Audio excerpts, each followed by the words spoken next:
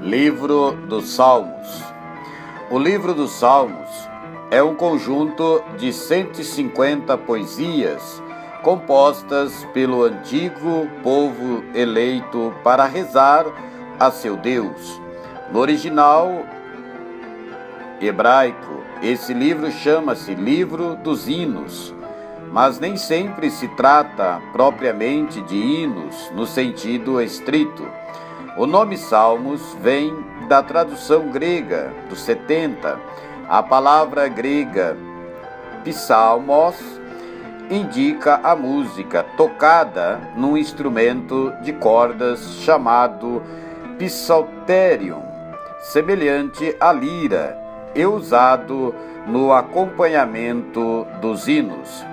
Na Bíblia, significa o tipo de poesia religiosa que corresponde a Mismor, termo hebraico que aparece no cabeçalho de 57 salmos. Os salmos foram compostos em diferentes épocas da história de Israel por vários autores e estão colocados na Bíblia sem ordem lógica nem cronológica. Há, no entanto, salmos que, de caráter idêntico, reunidos em pequenas sequências, como os salmos de romaria, Salmos 120, 134. Aspecto geral do livro dos Salmos: divisão e numeração. A imitação do Pentateuco, formado por 5 livros, também os salmos se agrupam em 5 livros. Salmo 1 a 41, Salmo 42 a 72, Salmo 73 ao 89, Salmo 90 ao 106 e Salmo 107 ao 150. Cada livro termina por uma doxologia, isto é, uma aclamação de louvor a Deus.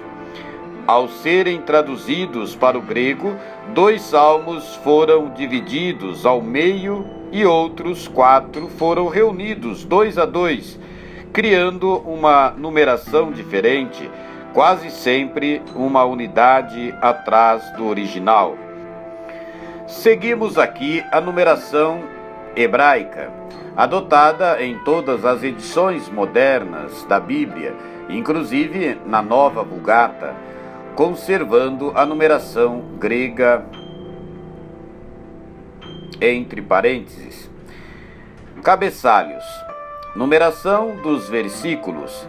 Com exceção de 34 deles, os salmos trazem cabeçalhos que são muito antigos e já para os tradutores gregos às vezes não eram fáceis de entender.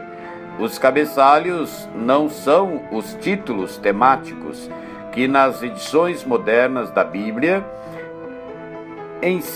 encimam os salmos.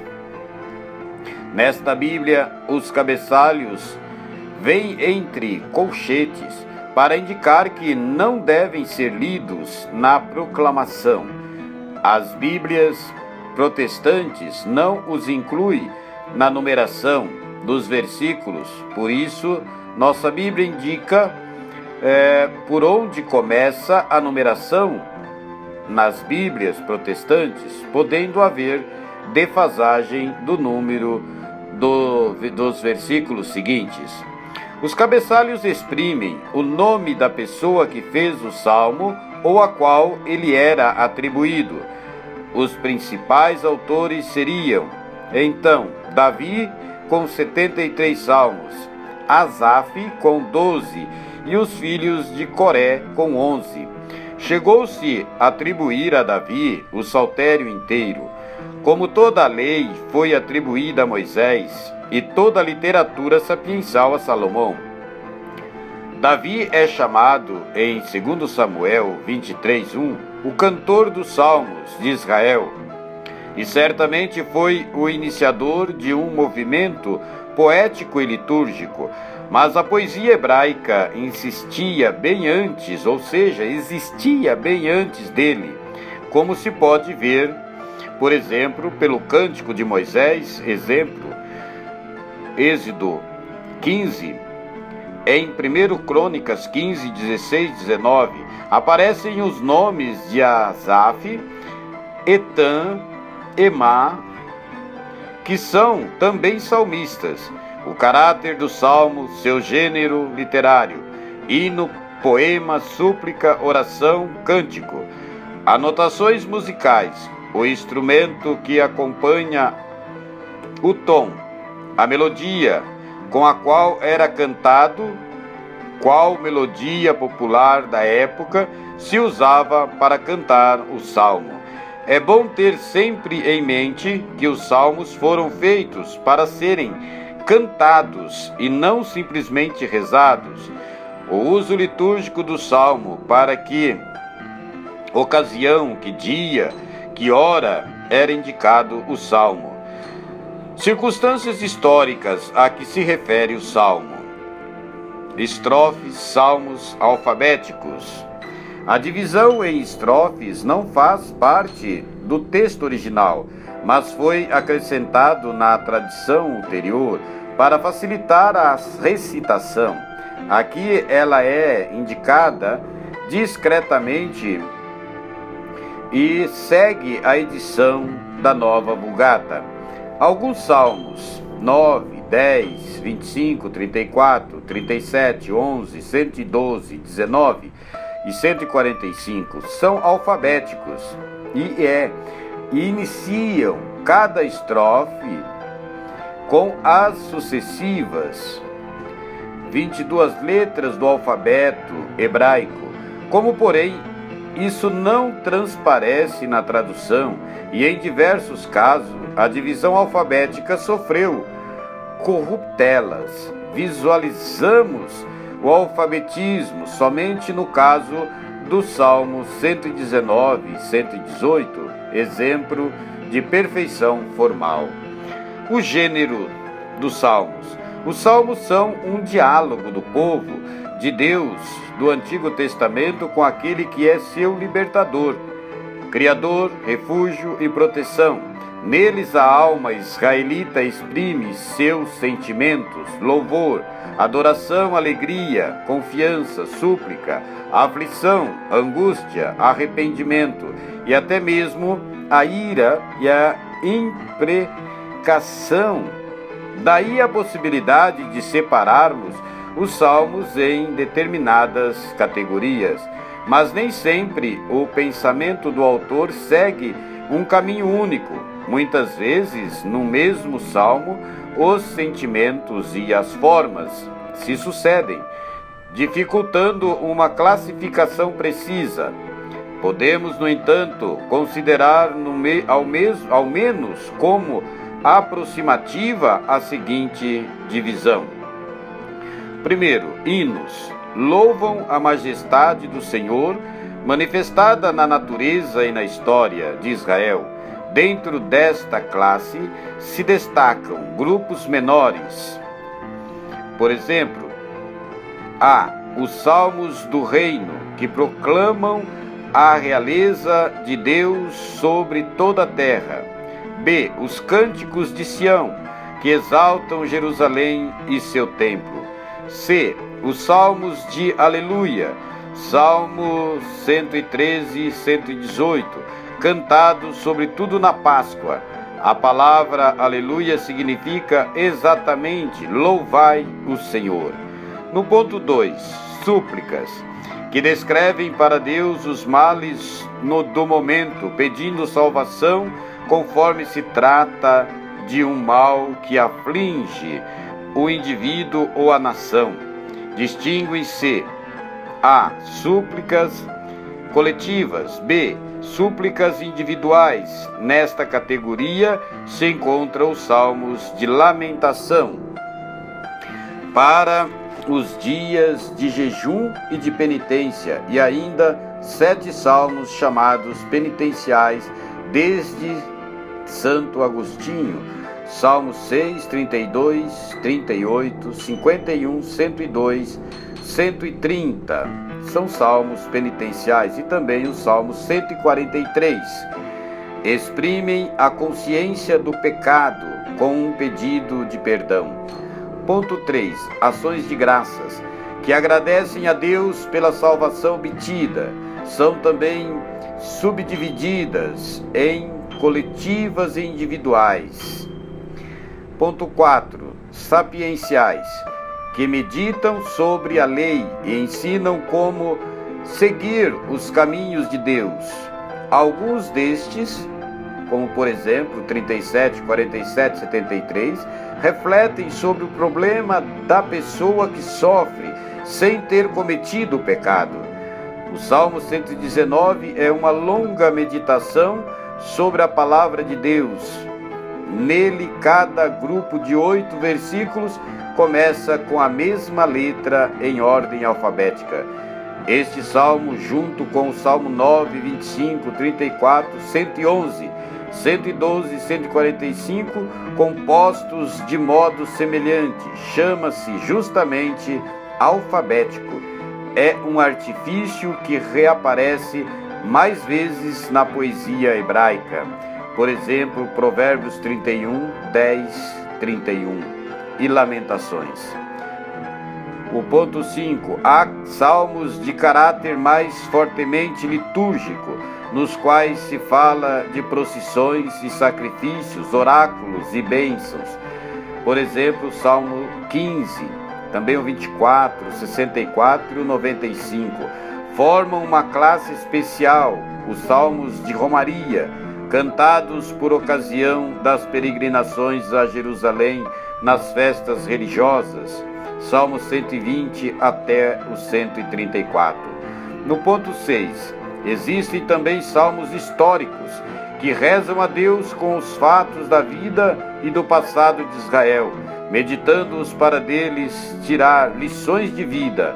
Salmo 78, 105 e o 106. No ponto 7, chamam-se salmos régios ou messiânicos, aqueles que veem na pessoa do rei um representante de Deus, encarregado de salvar o povo, porque essas esperanças não se realizavam no presente, eram projetadas para o futuro, para um enviado de Deus, que haveria de ser um outro Davi, rei justo e poderoso. São os Salmos 2, 20, 21, 45, 72, 89, 110 e 132. Ponto 8. Há uma classe de salmos particularmente difíceis, chamados imprecatórios. São Salmos 35, 55, 58, 59, 69, 79, 83 e 94. Também o 109, o 137 e o 140. Por conterem expressões de vingança contra os inimigos, para entendê-los é preciso recortar o tempo e a cultura. Ou seja, para entendê-lo é preciso recordar o tempo e a cultura onde nasceram. A revelação do Antigo Testamento é provisória, é uma preparação para a do Novo, e não tinha alcançado a perfeição desta. Não era muito clara a esperança na vida futura. Achavam que os mortos iam todos para um mesmo lugar, a mansão dos mortos, lugar de silêncio e letargia. Portanto, só nesta vida é que tinha vez a justiça divina. A linguagem dos orientais é mais apaixonada que a nossa, e no Oriente Antigo a maldição era considerada como meio de legítima defesa.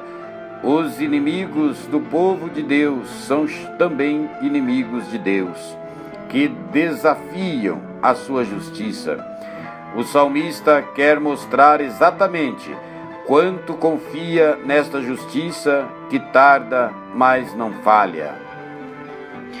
A importância dos salmos. Não foi sem motivo que a reforma litúrgica prescrita pelo Concílio Vaticano II deu lugar de destaque aos salmos. Por exemplo, introduzindo na missa o salmo de resposta entre as leituras. Eles contêm em si toda a Bíblia, como disse Santo Tomás de Aquino, repetem em forma de oração o que os outros livros inspirados expõem, narrando ou exortando. Falam da criação, da história dos patriarcas, do êxodo, da conquista da Palestina, do cativeiro de Babilônia e da espera do Messias.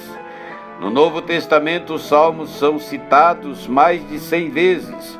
Jesus na cruz rezou o Salmo 22, cujo começo lemos em Marcos 15:34 e também Mateus 27:46, e morreu pronunciando o versículo 6 do Salmo 31. Certo texto como Salmo 110:1, oráculo do Senhor ao meu Senhor, senta-se à minha direita. E Salmo 118:22, a pedra que os pedreiros rejeitaram ficou sendo a pedra principal. Serviram de fundamento, ou seja, de fundamentação bíblica para a pregação dos apóstolos, pelo fato de serem inspirados. Os salmos fazem parte daquela linguagem sublime com que o próprio Espírito Santo intercede por nós, como escreveu São Paulo em Romanos 8:26. Por isso a Igreja fez dos salmos o núcleo de sua oração oficial, com a qual se santificam os diversos momentos do dia e a assim chamada liturgia das horas. Temas específicos. Como vimos, ficou claro que toda tentativa de classificar os salmos pelo conteúdo ou pelo sentido será necessariamente aproximativa, pois embora existam muitos salmos que seguem uma linha bem determinada, boa parte destes, no entanto, exprime uma riqueza tão grande de sentimentos que se torna impossível enquadrá-los em uma categoria só.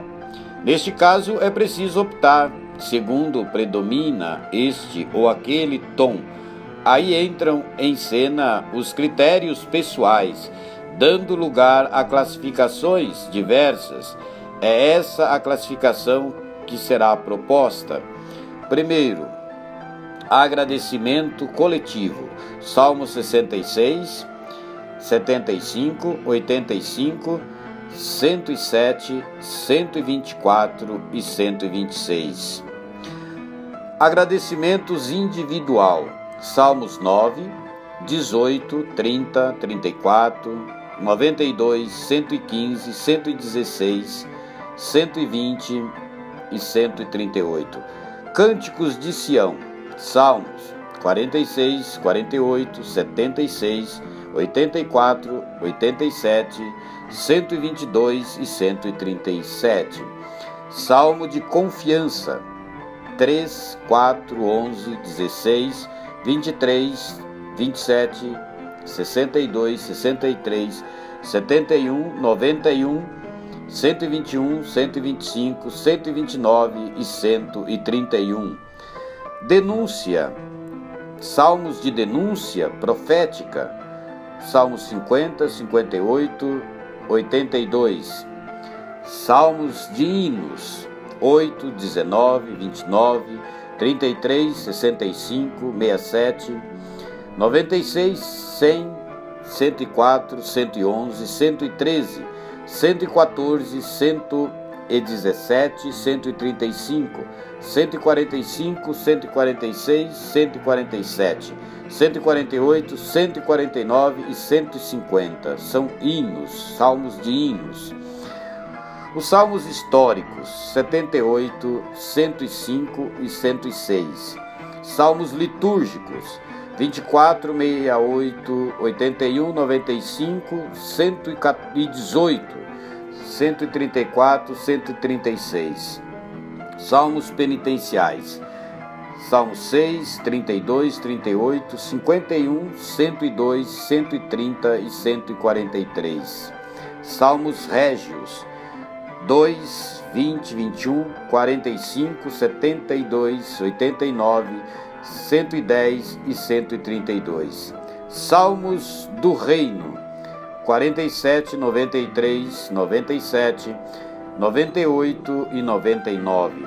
Salmos sapienciais, 1, 15, 36, 37, 49, 52, 73. 101, 112, 119, 127, 128, 133 e 139. Salmos de súplicas coletivas, 12, 14, 44, 53, 60, 74, 79, 80, 83, 90, 123, 144. Salmos de súplicas individuais, Salmos 5, 7, 13, 17, 22, 25, 26, 28, 31, 35, 39, 41, 42, 43, 54, 55, 56, 57, 59, 61, 64, 69, 70, 77, 86, 88, 94, 104, 109, 140, 141 e 142. Estes são salmos de súplicas individuais.